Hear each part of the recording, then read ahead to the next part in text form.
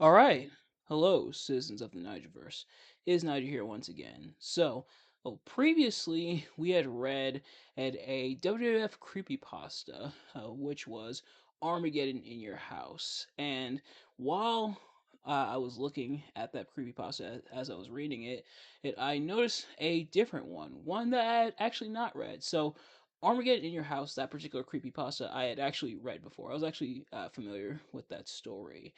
But as for this one's completely new. I don't quite know what to expect, which is why I'm admittedly a little bit scared. But we're gonna read this creepypasta, of course, because it's October. It's spooky season. In fact, Halloween's coming up this month. Not this month.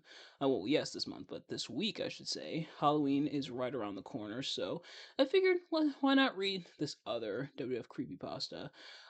This one's called "Lost WWE WrestleMania Prototype Event, WWF Grand Stage." So we're gonna read through the story, and we're going to talk about it here now. Now, a couple of things before we actually begin. For starters, this one is going to be pretty long. Like scrolling through this is going to be a long one. Before we get into feel free to pause, grab your favorite snacks, grab some Halloween candy, even if you wish, and buckle in because we're probably going to be here a while. The other thing though I guess the other thing is if you enjoy this type of stuff, like these types of stories and stuff like, excuse me, and stuff like that, if you want to hear me read some more, uh please feel free to let me know in the comments. But the other thing was that we're going to read it uncensored. If there's some swears in here, so be it. We're gonna read it as is written, and even and of course, if there's stuff like spelling mistake and stuff like that, we'll read it as best we can. Although I doubt there's gonna be that many. I don't think there was any in the previous one. But so we're just gonna go through this. We're gonna read it, and yeah, without further ado, cozy up by the fire. Enjoy this gameplay. Admittedly, I'm not sure what gameplay is going to be just yet. I'm torn between either Spyro or Power Wash Simulator 2, which actually, let me. Hey, you mind if I go off on a tangent here, just in case I did put Power Wash Simulator 2 footage in here? So first of all, this one was on Xbox Game Pass, and turns out I got a second free trial because my new laptop. I got one initially, but I guess that was from Best Buy. But I guess Microsoft wanted me to have a second one, so I activated a second free trial of Game Pass Ultimate. Am I gonna stick with it? I doubt it, especially because it's gonna be $30 freaking. But uh, uh, but that being said, and I don't really like this second one so far. Like there's some cool ideas here to kind of improve on the first one, but some of like the controls, the new control layout, unless that's just on PC, I'm tempted to see if it's like that as well on my PS5 or slash PS4, which is what I originally slash usually played Power Wash Simulator on. I wonder if it's the same as that one. If so, then man, that's oh Jesus, that's not fun. And or maybe it's not that big a deal. Maybe it's just kind of a learning curve, and I imagine that's very much the case when it comes to that. I'm sure some of you are like Nigel, quit your whining, and to that I would partially agree. But without further ado, who now that I've yapped your ears off, let's get into it. Disclaimer: nothing in the story is real or actually happened. What we know. So it's divvied up into three sections. It looks like the first section is disclaimer, the second section is what we know, and then the third section is the story. What we know. WWF Grand Stage is a very obscure piece of wrestling history. In 1984, a year before WrestleMania took place, a special unaired event took place that was basically a concept as to what WrestleMania could be like. The event would take place on March 28th, 1984, a little over a year before WrestleMania would actually take place. The event was organized by WWF/E chairman Vince McMahon to conceptualize what it could be like. Since the event was unaired and did not air on television or anywhere else, the event was seemingly lost to time, kept away in the WWE archives for almost 4 decades. Recently, however, something happened. It was found after almost 4 decades. Want to know why? Sorry, want to know how, I should say. Keep reading. So, I imagine that part is false as well. I did do a quick Google search before reading, and I couldn't find anything on WF Grand Stage. Could this have been an actual event or actual event concept? I wouldn't put it past them. It sounds like something that would be right out of, like, the golden era or something like that. Had maybe even New Generation, but so far I haven't been able to find anything suggesting that that indeed was an actual event. But now into the story itself. Hello, folks. My name is David. I don't like the way I pronounce folks. So let's start over. Hello, folks. My name is David, and I am a huge wrestling fan. I have been a mega huge fan of the WWE for over 2 decades.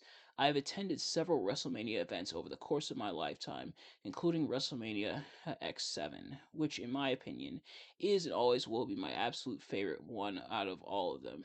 The thing is, when it comes to pro wrestling, I will always love it. But as far as WrestleMania goes, I have one hell of a story to tell all of you.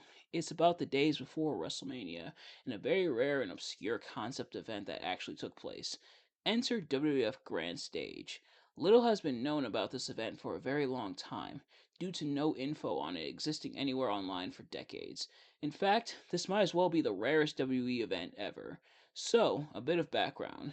In 1984, Vince McMahon and a few other WWF board members conceptualized WrestleMania and slated it for the next year, 1985.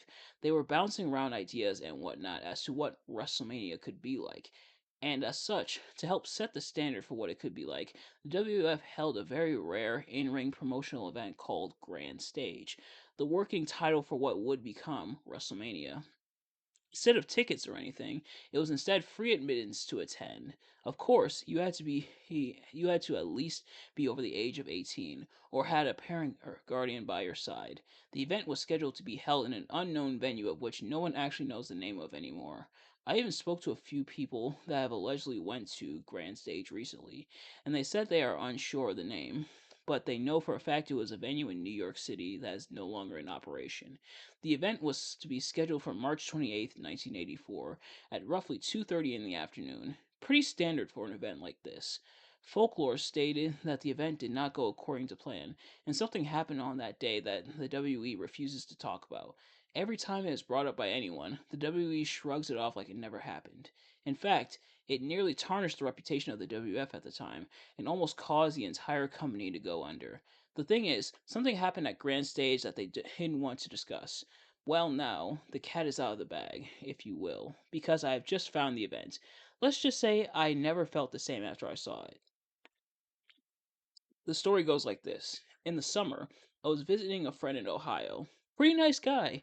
He was also a big he was also as big of a wrestling nerd as I was, maybe even bigger. The guy had and probably still has multiple connections with multiple different people. He even had, maybe still has, a contacts with somewhere from with someone I should say. Let's start that over. He even had, maybe still has, a contact with someone from the United Kingdom. There we go, quite possibly somewhere in London. My friend would often talk about what happened on the recent episode of Raw or SmackDown constantly. I mean, I talked about it too, but not that much. He might as well be a bigger nerd than me when it comes to that. One day, one of his contacts had stated that he had gotten a hold of something extremely rare, a very rare DVD, in fact. He stated that it contained some lost event that the WWE held back in the day. Or, or some lost event that the WWE held back in the day, and he was wondering if we were interested in it. My friend wasn't very interested, but I was. It was kind of strange to see him not be interested in something wrestling related. Either way, I definitely was. His contact was in Arizona, so it would take a bit for the DVD to actually arrive at my friend's house. But when it got there, trust me, I was so excited to see some lost WWE media and finally recover for, quite possibly, the whole world to see. I was as stoked as can be. The DVD cover was nearly blank. The color of the background of the cover was jet black. I turned the cover around to find the old WWF logo from 1982 imprinted on the front, as well as some text underneath it. WWF Grand Stage, 3 E/28/84 full event. I had no idea what I was in store for. This right here was obviously the working title for WrestleMania, and I knew it right then and there. I was excited. I had absolutely no idea an event like this ever took place. Well, it's because it was never aired. You get the idea. I was very excited to see what this WrestleMania prototype would look like and what would be featured in it. My friend even got curious, and as such, we put the DVD in the DVD player and began to watch it. An early version of the WWF's classic signature intro from 1985 was shown first, the recognized symbol of excellence in sports entertainment. That statement literally defined a generation. It then cut to a shot of the venue the event was being held at. It looked like a pretty small venue, and boy, it showed. It then fades into a slideshow of various WWF wrestlers at the time. But something was off about this. Some wrestlers' pictures were fine, but others had marks on the top of them. It was very subtle, but spooky. And most notably, the wrestlers that had these marks on them were people I have never seen before. It was super strange and spooky to see wrestlers I have never heard of be in this event, let alone be suspiciously marked as if it was intentional in some way. And then the logo for Grand Stage faded in. It definitely looked like an early version of the WrestleMania logo, right down to the font. And after all of that, we finally got to see the inside of the venue. It was very dull and didn't have a lot to offer. But hey, this was a concept event. It was obviously going to be like this. As the event started, Vince McMahon gave his opening remarks about the event in a pretty long statement to the attendees who were at the event. Hello to everyone who took time out of their days to come witness a spectacular sports spectacle of epic proportions. Welcome, everyone, to Grand Stage. This event is a concept event for a pay per view we are currently working on here at the World Wrestling Federation, and we will have more to share about it soon. Until then, this is what we believe our event will feel like when it happens next year. We are excited for you to see what we have in store for you tonight. Once again, thank you all for coming and enjoy the show. The first match of the night was a typical one-on-one match. Two unstoppable giants looking to cause as much pain to one another as possible. It was King Kong Bundy versus Andre the Giant. It was nicknamed the Match of Two Giants, as described internally by WF/E in various promos and news articles about the Grand Stage event at the time. You might be wondering how I know about this. Well, one of my friends picked up a lot of promotional material and news articles about Grand Stage from old 1984 newspapers, most of them being stuff about reserving a seat and nothing else. The match went on as a normal WWF match did. The two giants traded blows at the start, and eventually Andre got the upper hand and started getting some major attacks on King Kong Bundy.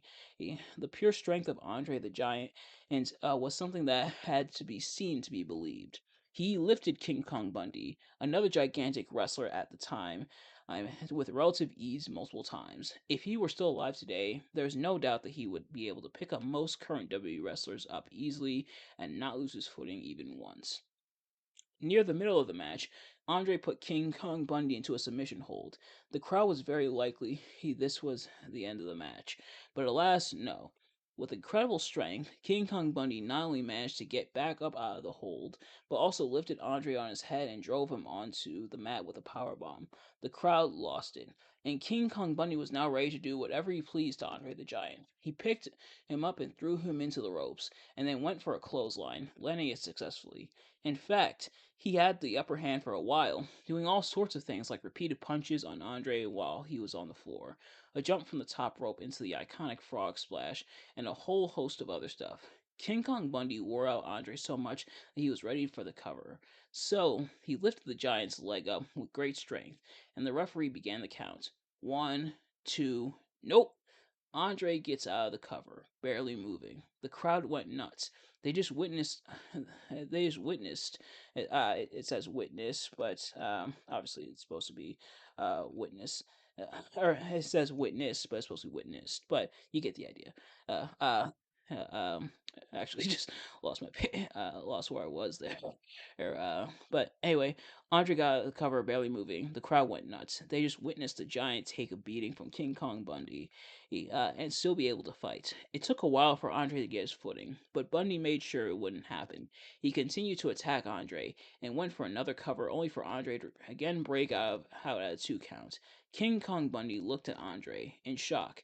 He wondered how in God's name he's still even able to move, let alone fight. Once again, King Kong Bundy was determined to make sure that Andre the Giant did not get back on his footing this time. Andre was once again struggling, but still being able to move in some form. Bundy taunted him and even told him, "This is the end, Mr. Giant." King Kong Bundy was looking to finish this off. He started to pick up Andre, where he would lift him on his head for a final blow. Imagine the surprise on his face when that didn't work out. Andre the Giant got into a reversal and lifted himself over the other giant. The crowd could not contain its excitement. He just reversed Bundy's attack. Now Andre was back on his feet. Bundy looked at the giant, completely stunned in disbelief. "Is he still able to fight? How?" Bundy said under his breath. But nonetheless, King Kong Bundy was not looking to give up. Even though Andre the Giant was back on his feet, he would still find a way to finish him off. He was getting ready to kick Andre in the chest, but the giant picked up his foot with ease, performing yet another reversal. Instead of King Kong Bundy drop kicking Andre drop kicked Bundy instead. Andre was back in control of the match, and the crowd was going wild. Andre was getting ready to finish off Bundy with a new set of attacks.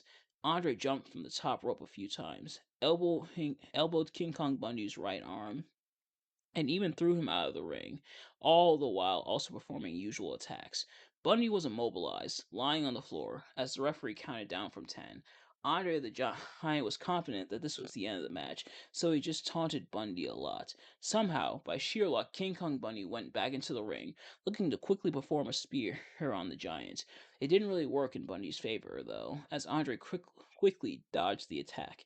Therefore, Bundy was right back on the floor, just like he was a few minutes ago. Andre was confident that this was the end of the match. He therefore got ready to do a cover on King Kong Bundy, with a smile on his face. The referee got on the match to perform another count. 1, 2, nope. But Hundy's shoulder lifts up. Bold of you, real quick, bold of you, the person who wrote this, to have 2 1 2 nopes in there, but nevertheless, Bundy's shoulder lifts up. The match continues. King Kong Bundy was tripping and wobbling all over the floor trying to get back up. It doesn't work. As Andre lifts up Bundy and plows him onto the mat, it was over for sure. 1, 2, 3. Andre just won the match. He may have took a severe beating during the match, but he pulled through, defeating King Kong Bundy at his own game. The entire crowd was loving it, and they were super eager to see what the next match would bring to the table. So far, the impressions of Grand Stage were very positive from the crowd. Then the second match started. With the crowd loving the first match between Andre the Giant and King Kong Bundy, expectations were high for the second match, and soon our next wrestlers entered, ready for battle. The Iron Sheik would be taking on Wakanda. Wakanda? How have I never heard of this wrestler before? He doesn't show up anywhere in the official WWF 1984 roster either. The only one I ever knew who was the only one I even knew was the Iron Sheik. Maybe Wakanda was on the official roster beforehand, but was secretly and silently removed somewhere later on. Well, this next match would answer that question. Also, before we continue, obligatory Wakanda forever. Now let's continue. When Wakanda made his entrance into the ring, he seemed off. No, not like off in their personality, just completely off in general. Wakanda looked like he just went crazy, as he was turning his head constantly as if it was the first time he ever entered a ring. And according to some, this was not normal in Wakanda's usual behavior. He would usually enter the ring as if he were some sort of demonic being from another world. He even acted like one in his personality. On the specific day, on this specific night, in this specific event, Wakanda looked like he was just completely zooted out of his mind. He was super dazed and acted like he had no clue where he was, even at. It seemed super odd for him to be acting this way. Also, sorry, I accidentally hit my mic there. The Iron Sheik even was concerned about this. Wakanda looked completely stoned out of his mind, and it was strange. Nevertheless, the match started with the usual bell ring. The Iron Sheik easily got the upper hand at the start of the match, but sooner or later, Wakanda definitely seemed like he was in a bad state. Wakanda tried to attack Sheik, but he was attacking nothing. Like, literally nothing. The crowd was super confused and concerned about what was happening, and why Wakanda was acting the way he was. Like usual during the match, the Iron Sheik got control of the match again and started to beat up Wakanda to a pulp. Usually Wakanda would try to fight back, but not even once did he try to do such a thing. It seemed so weird and very unsettling. Then the match was over in about 4 minutes, which was the shortest match in WWF history at the time. And no, it didn't end in usual matters. It was determined a no contest for the safety of both Sheik and Wakanda himself. We thought that Wakanda's strange state was over, but then, out of nowhere, Wakanda got up and started attacking nothing again. It's as if he thinks the match hasn't even ended yet, and some people in the crowd started to wonder if Wakanda was hallucinating. Wakanda even jumped from the top rope, landing on the mat to hit nothing. But Wakanda didn't know that. He was still completely lost and thought he was attacking Sheik, his opponent. Sooner or later, Wakanda screamed. He looked all around the arena at nothing, even jumped into the crowd to attack people, which scared the daylights out of people. Wakanda said, "Sheik is everywhere," and just completely lost his mind. The crowd was sure that Wakanda was hallucinating at this point, because he jumped in the crowd, thinking that everyone was Sheik. He continued to scream for dear life like it was his last days on Earth. His mind raced and he was about ready to completely go berserk. Just then, Wakanda fainted on the mat with a loud thud. He was completely out, not even moving an inch. The referee was checking on Wakanda's condition and determined that he completely fainted. A few minutes later, the paramedics arrived and escorted Wakanda out of the ring. People were wondering what just happened and why Wakanda was acting the way he did. It was not normal in his behavior, and it was very worrisome for the crowd. The next match afterwards further strengthened the worry in the crowd, and this is where things start to get completely crazy, and not in a good way. This next match was already brought on with concern. The previous match did not end in a good way, so there was already concern inside the crowd. But still, the crowd held sort of looked forward to it, hoping it was just a weird coincidence.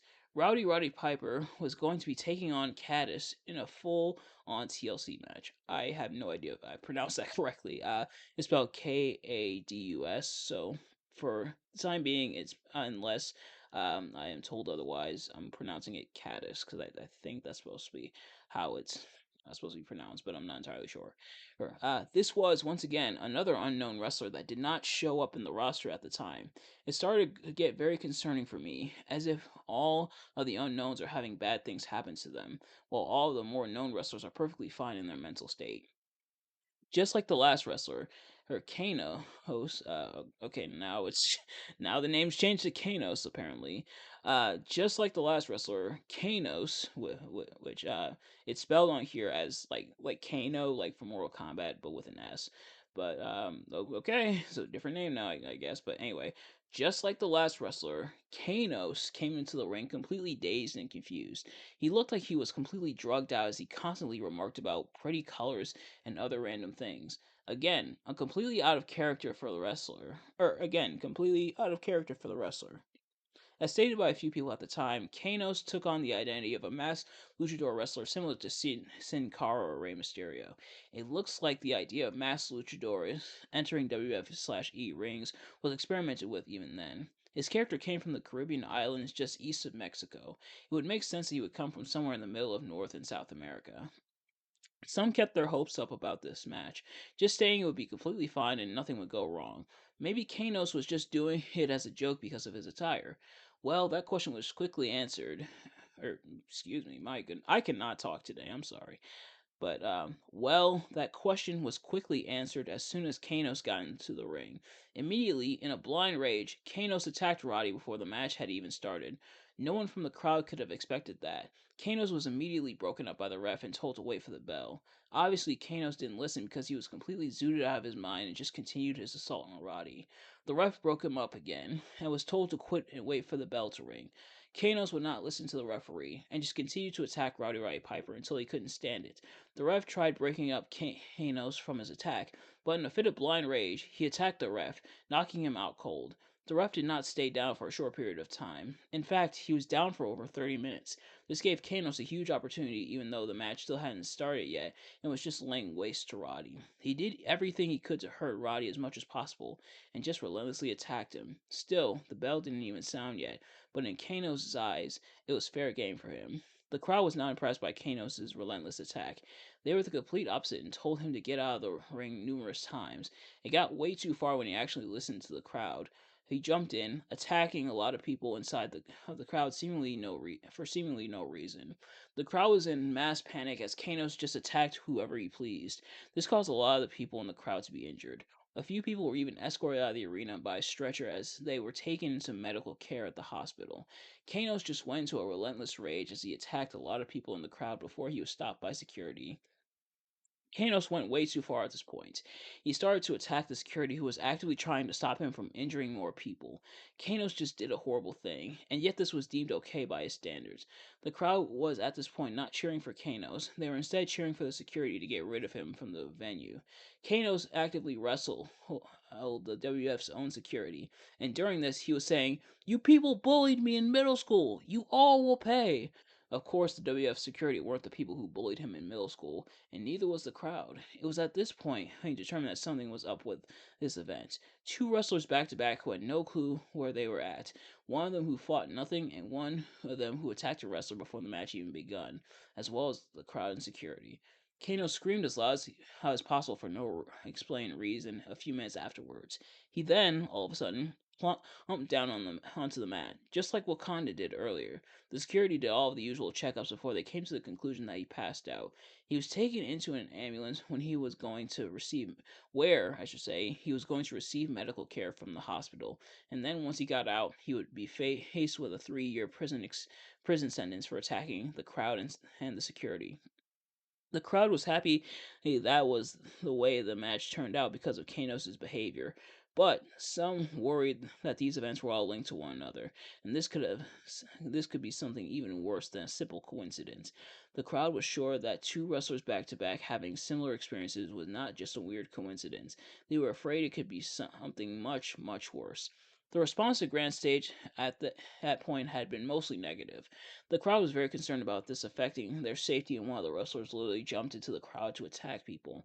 This was not normal for an event, and this sure wasn't normal for an event of this scale, let alone one hosted by the WWF. The crowd was actively booing, and some were even threatening to leave the venue for their safety. It went from a great event to a disaster really quickly, and the WWF was in complete shambles while this happened.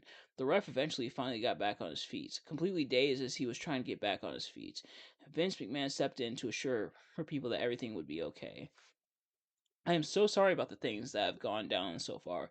Please note that when we organized this event, it was absolutely not our intention to cause harm to our wrestlers or our fans. This is quite possibly just a weird coincidence that two wrestlers had both acted it like they were not sober. It may not seem like it to you right now, but the point of the WWF is to entertain you, and we always put your safety first, no matter the cost. I know it's very strange that this happened to two wrestlers back to back, and we can assure you that this is not the work of the Wrestling Federation or any of its employees. So therefore, Grand Stage will continue and the show will go on. Everything is going to be alright from here on out. Again, we are so sorry about everything that happened thus far. Please stick around and enjoy the show. We have a lot more matches to come. Everyone's concern died down when the next match started. Two well-known wrestlers would make their entrances into the ring. First to enter the arena was Big John Studd. He was a powerhouse of a wrestler and a big man in every respect. He was looking ready for his competition, which would soon enter the ring, and then the crowd erupted when Hulk Hogan made his entrance into the ring. If you are unaware, Hulk Hogan was a very well-known WWF superstar back in the 80s, and he was even WWF champion at the time before this event. He would be given the title on January 23rd, 1984, roughly 2 or 3 months before the Grand Stage event would take place, and he would hold on to it until he would lose the title to Andre the Giant at the main event on February 5th of that year. Later on, he would actually leave the WF for WCW, where he would eventually form NWO, New World Order. The crowd was already looking forward to this next match because of how the previous two matches went down. It was a lot more lighthearted than the previous two matches, and both wrestlers were looking forward to the battle. All worry was thrown out the window when it was time for this match. The bell then sounded, and the match began. Big John Studd looked confident as ever because of his opponent. He had a big grin on his face, as if he was thinking it would be an easy win for him. Studd quickly hooked control and started his attack on Hulk Hogan. He started off just slamming him into the turnbuckle and began to punch him over and over again. It didn't work for him, as eventually Hulk Hogan reversed the attack and was looking to clothesline him into the turnbuckle, only for Studd to move out of the way, causing Hulk Hogan to run into it face first. So once again, Big John Studd was looking confident as Hulk Hogan was on the floor. He quickly gained the upper hand and started his attack. He would be seen throwing Hulk Hogan into the ropes to where Studd would either clothesline him or do some other wrestling move, punching him repeatedly on the floor or suplexing Hulk Hogan. At one point in the match, however, Big John Studd made a fatal mistake when he tried to jump from the top rope. He assumed that Hulk Hogan would stay down, allowing him to do a frog splash. As he was in the air, however, Hulk Hogan got back up from the floor, and so Big John Studd landed on the mat, which resulted in him completely missing his target. And at that point, Hulk Hogan gained control of the match. A look of determination filled his eyes. He was ready to lay waste to Big John Studd, and so his attack began. He was attacking Studd in every way he knew how at the time, such as drop kicking him, doing the iconic neckbreaker, and even a few jumps from the top rope. All the jumps landed successfully into frog splashes. Big John Studd was trying to get on his feet, but Hogan then put him into the submission to ensure he wouldn't get out. Studd tried desperately to get out of the hold, but to no avail. He then dragged himself to one of the ropes, to where he would reach for the bottom rope. He grabbed onto it, and Hulk Hogan let go. But Hulk Hogan wasn't done with Big John Studd yet. He wanted to inflict more pain on him. He thought of every move that hurt, and eventually Hulk Hogan threw him out of the ring, and Hogan himself would step out. Both of them would face a count from the ref as he was getting closer and closer to the 10 count for a disqualification. Big John Studd managed to counter one of Hogan's attacks and rammed his face into the turnbuckle pole. Hulk Hogan was on the floor as the ref got closer and closer to 10. Thankfully, Hogan recovered, and he got back into the ring at an 8 count. And right at that moment, he was quickly attacked by Big John Studd, who then would regain control of the match. It was the middle of the match at this point. Once again, confidence filled Big John Studd as he looked at Hulk Hogan, who was immobilized on the floor. The big man lifted Hulk Hogan on his head and then slammed him onto the mat. He was feeling confident that this was the end of the match and that he had defeated Hogan. So, he got down on the floor and lifted Hogan's leg up for the pin count. The ref then got on the floor and began to count. 1, 2, no! It turns out that Hogan is still alive and still kicking. The crowd was cheering, especially since this is the first good match they've seen since the first match with King Kong Bundy and Andre the Giant. And Hogan was desperately trying to recover from the pain that was inflicted on him. But Studd wanted to make sure that he wouldn't recover. He began to relentlessly attack Hulk Hogan by repeatedly throwing him into the ropes to either clothesline or suplex him, jumping from the top rope, this time landing successfully, and even attacking, I should say, Hogan while he was down on the floor. Studd even felt fury in his eyes, and so Studd used Hulk Hogan's own weapons against him, a submission hold. And boy, did he lock it in tight. He wanted to make sure Hogan wouldn't get out of it. The crowd was sure that this was the end and Hogan would have to tap out. But no, with pure strength, Hogan started to break out of the hold and lifted up Big John Studd. At that point, the entire crowd was going ballistic. While he was struggling to lift him up, Studd was having trouble keeping him down. The struggle worked out in Hogan's favor as he eventually overcame the strength of Big John Studd and eventually suplexed him. The crowd loved it. They just witnessed an example of pure strength. Hogan wanted to make sure that this was the end of the match. He got ready to perform his finisher as Big John Studd struggled to get it back up. When Studd finally got his footing again, Hulk Hogan performed his finisher and the crowd knew it was over. You don't get out of Hogan's finisher easily like that. They were sure it was over, and so Hogan got ready to pin Big John Studd, and the ref began the count. 1, 2, no! Studd, out of breath, breaks out of the cover. The crowd was shocked at what they had just witnessed. They were so shocked Studd got out of Hulk's finisher despite the beating he took so far. Studd was struggling to regain his footing, but once he did, Hogan wanted to make sure he was back down on the ground, just like he was a minute ago. But Studd performed an excellent counter as he punched Hulk Hogan directly in the gut. The entire crowd lost it at this point. How did he recover so easily? Big John Studd looked at Hulk Hogan with fury in his eyes. He thought the match would be easy for him, but Hulk Hogan made it much harder for him. The rage took over, and he started to severely attack Hogan as much as he could. The pure rage inside him was taking control of him and making sure that Hulk Hogan would not be able to make a recovery this time. The crowd started to boo Stud for his action, but Stud could care less. He looked at Hulk Hogan, who was lying on the floor, then looked at the crowd, who was actually booing him from every single angle. He then began to get ready to perform his finisher to finish off the job. The determination in Hulk Hogan's eyes was very noticeable. From Stud's perspective, he couldn't tell. He just assumed that he was struggling to get his footing. So Stud got him in the hole and started to perform his finisher to end the match. Turns out this was Hogan's plan the entire time, and he quickly turned the tables on Stud and hit him with his own finisher. The crowd erupted. They just witnessed a legendary reversal straight into a finisher. From that point forward, Stud was knocked out cold. He lied on the floor, not moving an inch, and therefore Hogan looked to put this one away. He got into the pinning position, and the ref began to count. 1, 2, 3. It was over. Hulk Hogan won the match. The crowd could not contain its excitement as Hulkamania looked all around the venue, proud of what he accomplished. Big John Studd then got up, with a red face and his blood running cold. He was furious. He stomped out of the ring while Hogan continued to be proud of himself. It looked like it might have just been a coincidence, and that the event was just going to go on normally. Excitement roared back into the venue, and the crowd's response to this event became positive once again. The two instances beforehand were likely to be just pure coincidences, and that was just going to be a normal event from here on out. The crowd was cheering, whistling, and a lot of other stuff, and were looking forward to the next match, which was soon to come. So far, it seemed things were going just as the WWF had planned. It seemed like everything was going to be all right, just as Vince had said earlier. That is, until the next match started. Pat Patterson was scheduled to take on Maxim Yamamoto or this next match. What is with all these unknowns, and why have I never heard of them before? These unknowns do not even show up in the official rosters, so why were they even on here?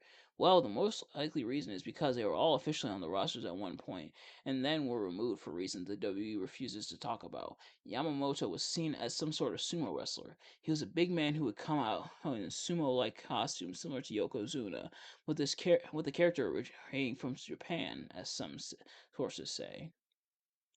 This guy was even more crazy than the previous two. He was absolutely zooted out of his mind and spazzed out as he made his entrance. He he would be seen spitting out random gibberish and literally doing the randomness of things, like mimicking animal noises.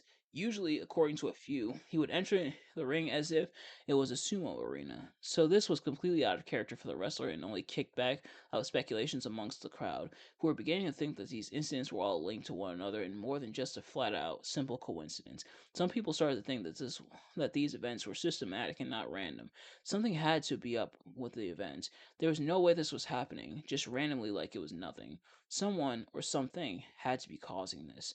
And the match began. For some reason, Yamamoto began beating his chest like an ape and let out an ape-man cry similar to Tarzan.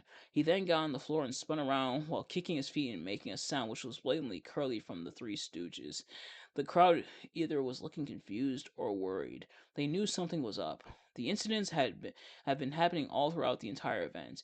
Pat Patterson looked in disbelief, not understanding why he had to battle someone who was blatantly not sober and acting very strangely. So he didn't. He just let them go crazy and didn't attack them once. Yamamoto just got even more and more crazy as time went on, though. At one point, around 15 minutes later, Yamamoto had a severe stroke in the middle of the ring. He was speaking random, unintelligible gibberish, and his body was moving in very strange and uncomforting ways, which freaked out the crowd. Eventually, he started gagging as he fainted right on the mat. The crowd was horrified at what they had just witnessed. Yamamoto was then taken out by a stretcher, just as the previous two. The crowd then realized all these events were linked in some way. The three wrestlers, all of them not sober, all fainted and taken to the hospital. This was no longer just pure coincidence. The crowd was thinking that this could be something far, far more sinister. Why would three wrestlers act not sober and faint in the middle of the ring? The answer of pure coincidence no longer added up. It had to be intentional, or there was some other dark meaning. Either way, the coincidence theory was thrown out. The crowd did not have a reaction to the next match, just blank stares at the action that was happening. The match in question was Bret Hart versus Sergeant Slaughter. They were two well known wrestlers, but the crowd did not care. The crowd was more interested in finding out what was going on and why all these other wrestlers were acting super weird. But the thing is, the crowd came to the theory that it was not sheer coincidence, but something far more sinister. So, the crowd remained silent throughout the entire match. Bret Hart and Sergeant Slaughter were looking forward to giving one another a beatdown, and when the bell rang, it was on. The two wrestlers would gain control over one another frequently during this match. It was the most thrilling match of the entire event. Sorry, it was the most thrilling match of the whole event. But the crowd remained silent entirely. Not even one single cheer or boo emitted from the crowd. They were just looking to find out why all these wrestlers were acting so strangely. At the end of the match, Sergeant Slaughter emerged victorious. But the crowd remained silent, and Sergeant Slaughter was confused why no one was cheering for his victory over Bret Hart. He looked at the crowd in disbelief, unsure as to why they were so silent and not looking to utter a word. So Sergeant Slaughter started to talk to the crowd directly, demanding some sort or answer from either the crowd or some of the staff. Okay, let me ask you this. This part's in quotation, so I guess this is Sergeant Slaughter saying this. Okay, let me ask you this. Why are you all so silent? Usually when I win, y'all would be cheering for me from end to end. I'm not hearing a single word from any of you maggots. What the hell is wrong with you guys? Is something seriously up? Up to the point where you don't even want to cheer for your favorite wrestlers? Please tell me. By God, I'm curious to know. If not, I'll just ask the staff at this godforsaken event organization instead. You have always been told to answer your sergeant when they speak to you. Is that right? Well, tell me why I aren't you doing it? I need to know what is up, because something seems to be up since you don't want to say a word to me. You know what? That's fine. Don't answer me. Just keep your secrets, you damn maggots. Boy, if this is what the World Wrestling Federation is shaping up to be, then by God, it's gonna be bad. If I was in charge, I'd make you all answer to me. I'd be in direct charge of this whole damn crowd and would demand an answer from all of you. Because right now, this whole damn crowd is silent. I don't know what is going on because y'all won't say anything. But, I can't make you do something you won't do. But if I was in charge of the WF, I'd make it mandatory for you to answer to me. Whatever, I'll be seeing myself out now. Have a good damn day, you silent maggots. Hence, throughout the entire speech, as well as the aftermath, the crowd remained completely silent. Not a single word came from the crowd. The whole crowd knows that something is definitely up. With the past incidents of Wakanda, Kanos, and Yamamoto, there's something that is more than likely going on that the WF is keeping silent about. Something much darker is going on behind the scenes, and the company is refusing to address it. This refusal to be transparent is what is getting these wrestlers hurt. Maybe the WF was secretly in on the whole ordeal, and that is the reason. Either way, the crowd wasn't pleased. Three wrestlers, and all of them have ended up acting crazy and being carried away in stretchers. This has to be something far more darker, and the crowd realizes it. There is no longer any sort of coincidence discussion in the crowd. The crowd is now aware that something much darker is happening, and the WF is refusing to say what is going on. If it was some sort of setup, then it must have maybe been planned from the start. Whatever it may have been, the crowd could feel something was going on and not normal. Three incidents with three wrestlers make it more than just a pure coincidence. Something weird is going on, and the WF is refusing to be transparent about it. Either way, Grand Stage continued with the next match. It was another well-known wrestler versus another unknown. Steve Lombardi would be taking on Douglas Kareem for the next match. Douglas came from the West Coast area of America, specifically somewhere in Nevada. He's known to be someone who was very into gambling, and before his wrestling days, he would take usual trips to casinos in Las Vegas. At least that's what some sources say about him, but we don't have any evidence to back this up. So for now, consider it a speculation from the very few sources on this wrestler we have left. When Douglas made his entrance, he was considered completely lost. Man looked so drugged he was about to lose his whole mind. The strangest thing that made Douglas did the strangest thing that Douglas did it it oh or actually I accidentally lost my place. It's uh it's so, sorry, just gotta regain my place there. Okay. The strangest thing that Douglas did when he entered the ring was showered himself in his own money as if he was stealing it. He made wacky hand movements and did very strange stuff that the crowd couldn't seem to comprehend. His state got even worse when he entered the ring to supposedly face his opponent Steve Lombardi. Also, this part isn't in the story, but for those of you who know Steve Lombardi, that is the Brooklyn Brawler. The man just straight up lost his entire mind when the bell rang. He acted like he just won the lottery. Man was shouting and acting like a crazy rich man and making weird noises and other weird stuff. Just then, the WWF came to do a drug test on Douglas. This, Yes, he was determined to be drugged right on the spot. The security went in to take Douglas out, but he actively refused to leave. Instead, he ran through the crowd and darted out of the venue and sped off, up right into a tree. It killed him instantly, right on the spot due to the sheer speed due to the sheer speed he was going, and at the sheer force of the impact of the tree. Cameraman filmed video of the wreckage as Vince was talking to the crowd and wondering what the hell was happening. I regret to inform you that we have just lost Douglas Kareem, a wrestler of the World Wrestling Federation. Douglas has been seen fleeing from our security to avoid an arrest and rammed his car directly into a tree. It has been determined that this wrestler was not sober when he entered the ring. Wakanda, Kanos, and Yamamoto were also not sober as well. I do not know what the hell is happening, but trust me, I will find the culprit and they will get hell unleashed on them. These wrestlers were fairly new when they signed with the WF, and all of them have met similar fates tonight. I don't know who or what is causing this, but this is a major code red, and this is not the type of night we were planning for. We have also found out that the three other wrestlers that were not sober on this night have also died in the hospital while undergoing some treatment. Whoever is doing this will be found, and they will experience. Just then, the feed is hijacked. Sorry, accidentally smacked the mic, but just then, the feed is hijacked and a live camera feed is seen. This is a video feed that is being broadcasted from the WF locker room. It shows a man sneaking inside the locker room and recording video footage of the cause of the incident. A former WF executive, Dave Douglas, is seen with another unknown WF wrestler, Juan Kama. The character Juan plays the Spanish mariachi from Mexico. Dave is speaking to Juan directly, telling him about these amazing performance enhancing drugs. Of course, Juan allows the former WWF exec to inject him with these drugs. For a while, it seems like Juan is acting normal. He loves the drugs and wants to try more. He obviously did not realize that these drugs were likely the cause of all the other incidents and agreed to be injected with these drugs. Juan's performance skyrockets, and he becomes a lot more agile than he was before. And then Douglas leaves the locker room, snickering as he does. Of course, the spy is caught filming Dave, and so Dave chases after him, likely attempting to destroy the footage. And later, when Juan entered the arena, he was just as drugged as the rest of the other three wrestlers were. Or, or the crowd, it all made sense. His opponent was supposed to be George Steele, but as soon as Juan made his entrance, he was already determined to be drugged as soon as he started acting strangely. He collapsed halfway through the ramp leading to the ring and fainted. Vince and the crowd looked in complete shock. Ladies and gentlemen, we got him. You did not. Okay, you did not put a "ladies and gentlemen, we got him" in the story, but we're gonna finish it up. Don't worry, we are almost done. But you okay? Let's continue. Vince is seen confronting Dave Douglas directly and fires him on the spot. He also swears that Dave Douglas will never be allowed to work in wrestling again.